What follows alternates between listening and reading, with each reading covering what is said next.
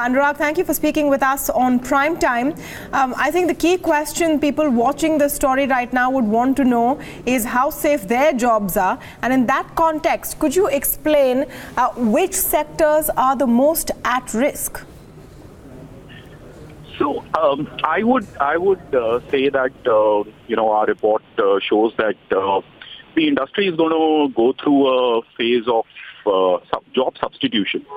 So there are certainly jobs that would go, but there are also jobs that will appear. And if you go through the report in detail, there's a percentage on both sides of the spectrum. I think what was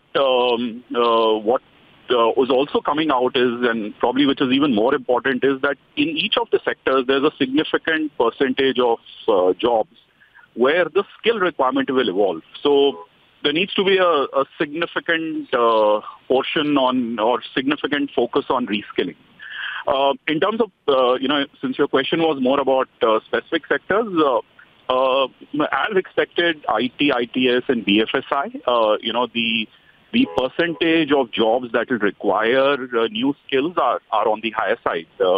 Our sense is, 60%, 60 to 65% in these two sectors will require new skills over the next 5 years. Auto is also in auto as a sector also, I think 50% plus jobs will require new skills over the next 5 years. Interestingly, retail, is in terms of percentage-wise on the lower side. And as we dissected data, we realized that, if you look at organized sector retail, jobs at the front end, jobs in logistics, jobs in warehousing, there is a significant transition expected. But there's a significant portion of unorganized sector which will not get as significantly impacted over the next 5 years. So the percentage there are lower. And so is the case in textiles. Anurag, your report also says that the new forms of employment are likely to add 20 to 25% to the organized sector, taking the proportion of that sector up from 8 to 10%. What does it mean for the vast unorganized sector, which we still see in a country like India? I'm trying to get a bigger picture of how people and governments can prepare for what is clearly coming. Okay, so the report largely focuses on 5 sectors right now. So I think it will, at least in terms of the data that we've collated and analyzed, I don't think it's fair to paint a larger picture of the economy. But if I was to broadly, based on our analysis of the 5 sectors, our sense is that there's no doubt about it that organizations need to have a clearer vision or perspective in terms of adoption of these exponential technologies. And more specifically, how would these impact their structures, the roles, the skills required? I think there is also need for focus on skilling and reskilling, and more need for greater proactive focus on skilling and reskilling. We continue to stay optimistic, and I think it's a great area of opportunity for organization and people. I think more, if I was to talk about people, job seekers or currently people who are in employment, and how would they want to look at the next 5 years and what kind of impact it'll have.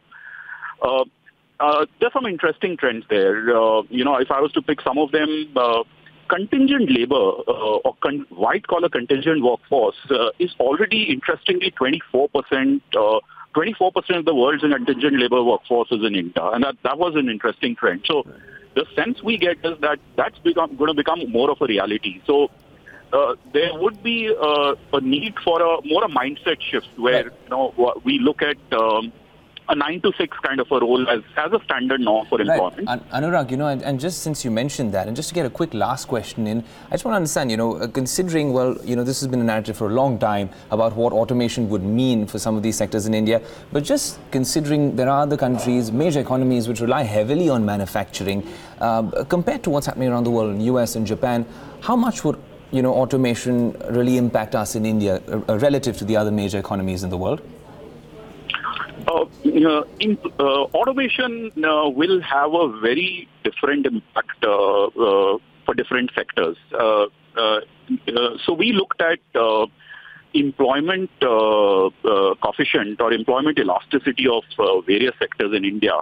And there's some very interesting observations there that sectors like construction, like retail, like apparel, the labor-intensive sector will continue to have a very significantly high employment elasticity. What I mean by that is, what's the number of new jobs that will get created with every 10% increase in GDP?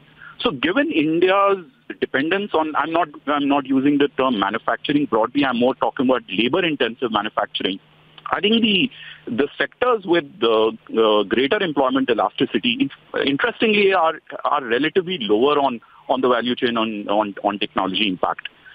So I think it, from some of those sector perspectives, there's clearly an opportunity in terms of a larger job creation.